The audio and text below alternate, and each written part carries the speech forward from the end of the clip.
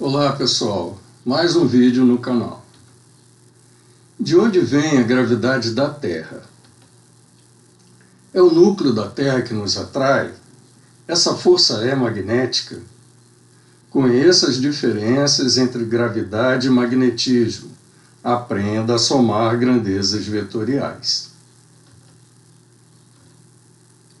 Diferenças entre gravidade e magnetismo. 1. A gravidade é uma força tênue. É necessário ter grandes massas envolvidas para que ela se manifeste de modo evidente. O magnetismo é uma força muito forte. 2 ímãs o comprovam. É claro, se nós pegarmos 2 pedaços de pedra comum, granito, por exemplo, haverá uma força de atração gravitacional ali, mas ela será tão fraca que nós não vamos sentir, ok? Agora, se fossem materiais magnéticos, nós sentiríamos 2 ímãs, a força pode ser realmente muito forte. Então, não confunda gravidade com magnetismo. 2. A gravidade é somente atrativa, mas o magnetismo tem 2 polos que podem atrair ou repelir. Essa é a grande diferença entre a gravidade e o magnetismo. Ok? 3. A gravidade não depende da substância, ela sempre existe entre 2 massas. O magnetismo só se manifesta de modo evidente entre 2 substâncias se elas forem magnéticas.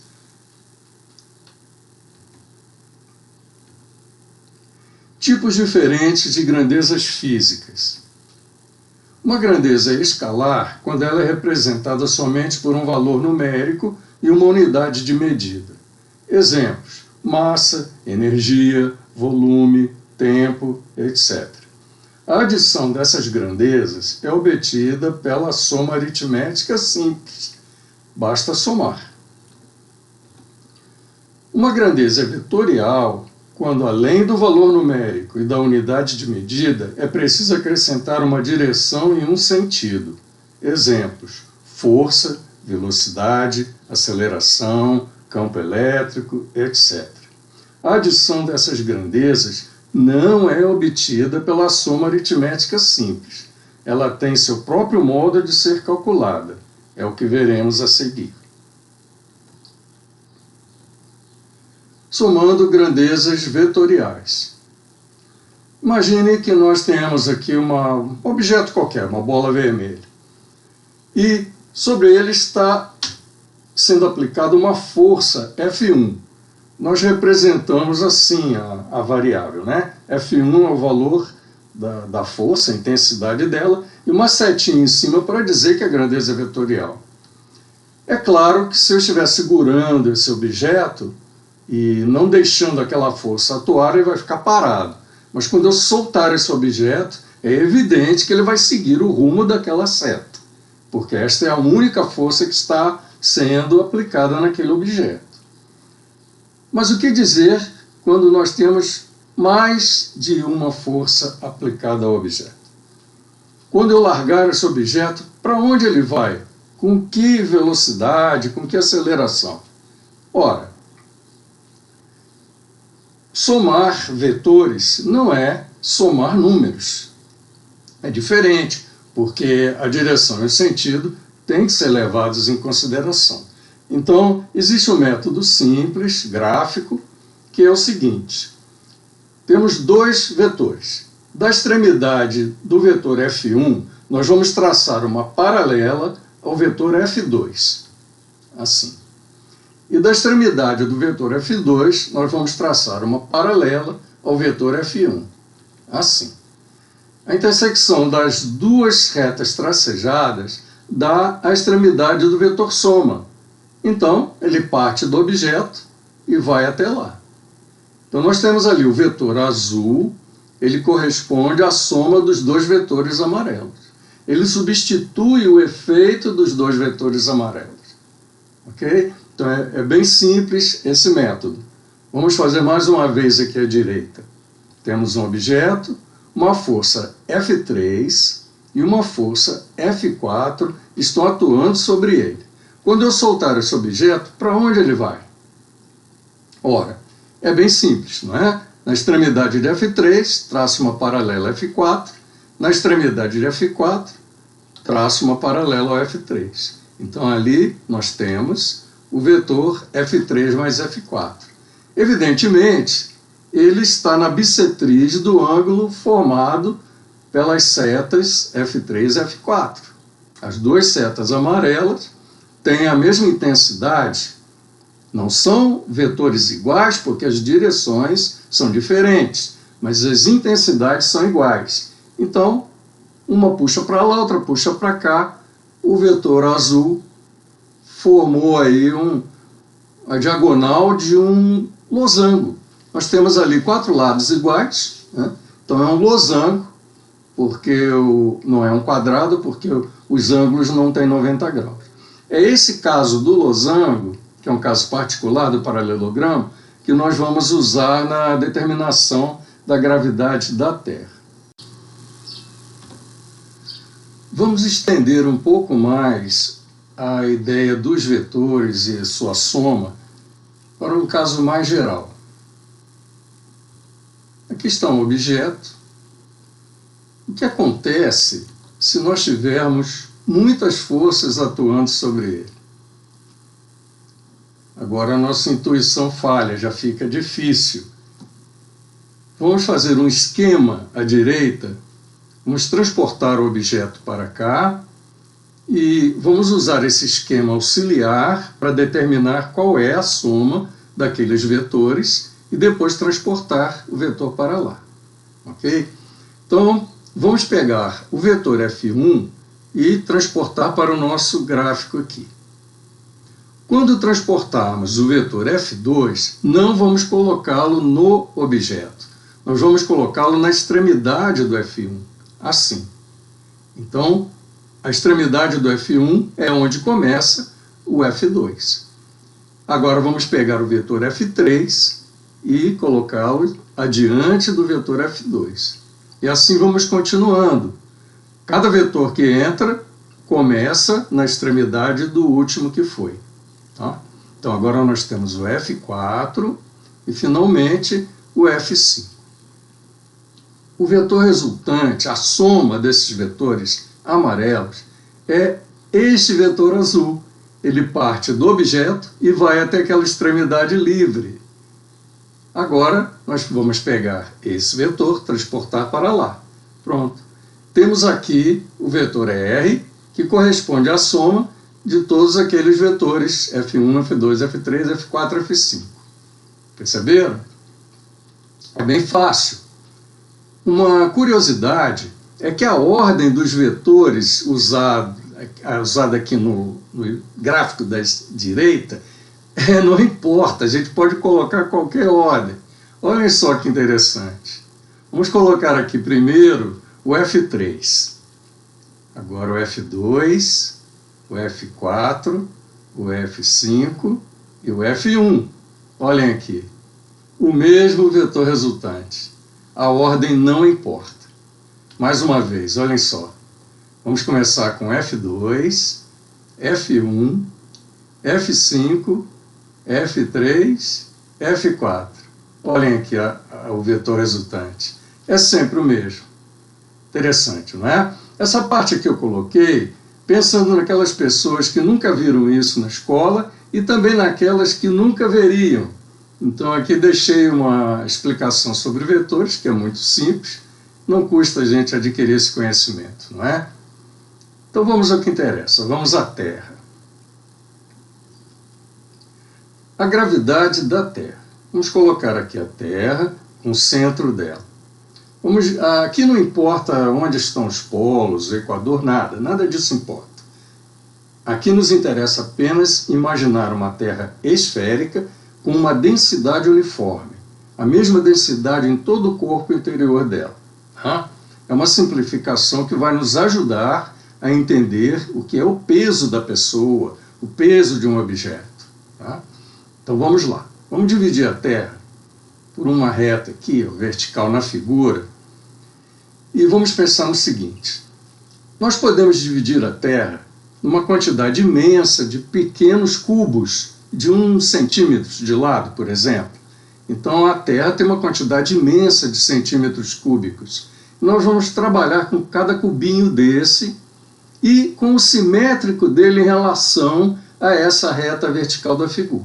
Por exemplo, o cubinho A tem o cubinho A', que é o correspondente a ele. É o simétrico dele em relação a essa reta aí, que é como se fosse um espelho, né? Como se a linha fosse um cubinho, imagem do cubinho A. Vamos lá para o B, por exemplo. O B tem o B', ali está, é como se fosse a imagem, né? Então esses pares simétricos é que vão nos ajudar a entender a gravidade da Terra. C tem C' como seu companheiro lá. Ok? Então nós vamos trabalhar com esses pares. Então vamos começar aqui. Olhem só. Vamos colocar um objeto ali fora da Terra e vamos ver qual é a influência que cada cubinho tem sobre aquele objeto. Por exemplo, vamos começar com esse cubinho aqui do lado esquerdo da reta. Tá? A força que ele exerce sobre a bola vermelha está nessa reta aqui, que liga os dois objetos. E essa força parte ali do objeto em direção ao cubinho, porque é o cubinho que está atraindo. Então ali está o vetor que corresponde à força que o cubinho faz na bola vermelha. É claro que essa força é muito pequena, extremamente pequena, mas não é zero.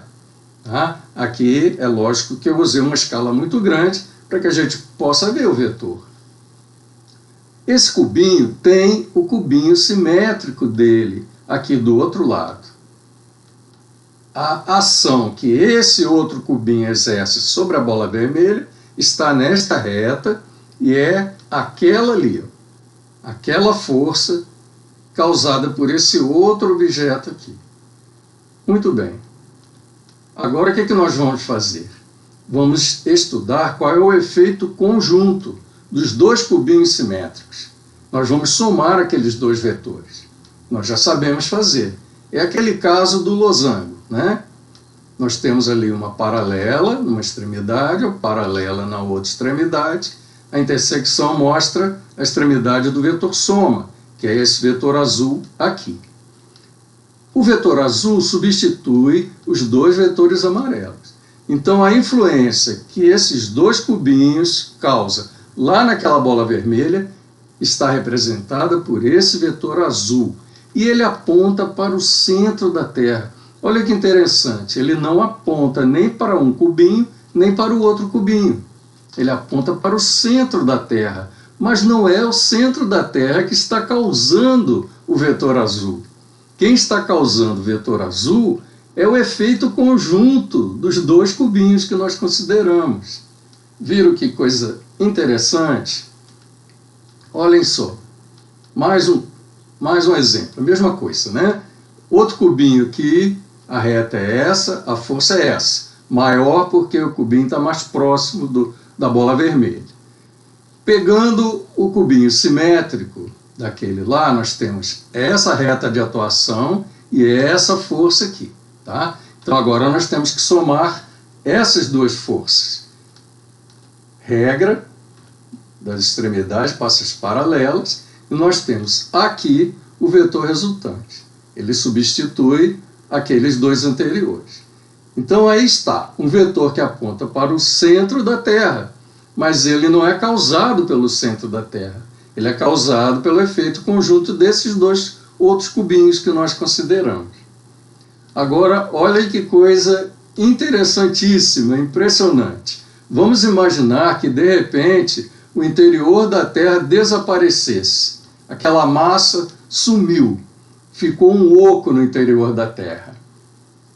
Nada muda, o vetor azul continua sendo exatamente o mesmo. Por quê? Porque os dois cubinhos continuam lá, eles têm a mesma massa e estão na mesma distância da bola vermelha. Então, nós temos um vetor azul apontando para o nada. Estão percebendo que isso mostra com certeza que não é o centro da Terra que está puxando, é tudo, toda a Terra nos puxa. No caso aqui, a inserção desse vazio não afetou o vetor soma das influências desses cubinhos que nós colocamos ali, ok? Então, vamos agora somar o efeito de tudo. Vamos pegar um par, olha o que ele fez lá, ele causou um pequeno vetor apontando para o centro, lá no objeto vermelho. Se eu pegar outro par simétrico e somar a influência dele com a influência do par anterior, o vetor vai crescer. Então, pegando um terceiro par, olhem lá, o vetor aumentou. Mais um par, mais outro par. O que aconteceu? O vetor foi somando. Como todos eles estão na mesma reta, a soma é simples, né? É a soma direta. Então, eles sempre vão apontar para o centro da Terra. Vamos colocar aqui, por exemplo, mais 5 pares. Olhem para o vetor azul. Olhem lá. A inserção de 5 pares de cubinhos simétricos aumentou aquele vetor. Vamos colocar mais 5 agora. Olhem lá para o vetor azul. Pronto. Olha aí. O vetor sempre vai apontar para o centro da Terra. Desse modo, nós podemos esgotar toda a massa da Terra e o vetor azul vai ser a soma da influência de todos esses cubinhos. Perceberam agora? E o vetor sempre aponta para o centro da Terra. Aí está, então, finalmente, quando nós considerarmos todos os cubinhos que a Terra tem, aquele vetor azul será o peso do objeto vermelho que está lá fora no espaço. Ok?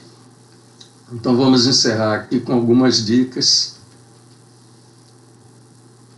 1. A Terra atrai a matéria à sua volta em função unicamente de sua massa, a qual cria um campo de natureza gravitacional, não de natureza elétrica ou magnética. Essas elétrica e magnética, elas têm 2 polos, é diferente. A força gravitacional, ela vem só da massa. 2. Não é somente o núcleo da Terra que nos atrai. Essa atração nada tem a ver com a rotação do núcleo ou com a rotação da própria Terra. Eu já ouvi isso, muita gente falando que é a rotação da Terra que cria gravidade, ou a rotação do núcleo, ou que o magnetismo do núcleo nos atrai. Nada a ver. Quem nos atrai é cada partícula da Terra, e essa atração é gravitacional. 3. A gravidade da Terra diminui rapidamente com a distância, mas teoricamente nunca se anula. Na prática, a uma grande distância da Terra, o campo gravitacional de outros astros supera o da Terra e passa a predominar. Percebem? Quando vamos nos afastando da Terra, nosso peso em relação à Terra vai diminuindo. A força de atração da Terra diminui. E o objeto vai se afastando, vai chegar uma hora que a gravidade conjunta dos outros objetos cósmicos vai superar a força que a Terra puxa.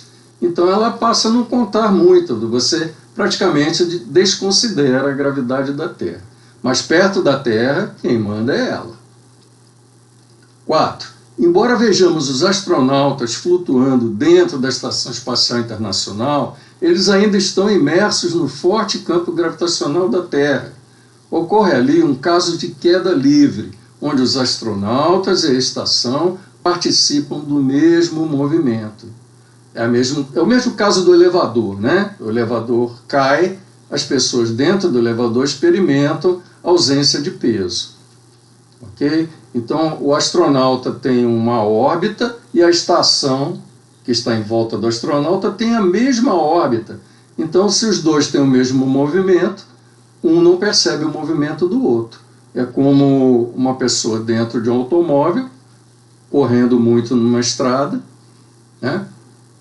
A velocidade existe, mas os dois têm a mesma velocidade. Então, a pessoa não vê o carro se mover. Ok? Então, é isso aí. Espero que vocês tenham entendido. Por hoje é só. Até meu próximo vídeo.